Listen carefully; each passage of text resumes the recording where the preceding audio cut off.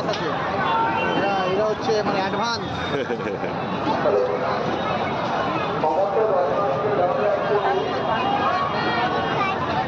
Advance UV.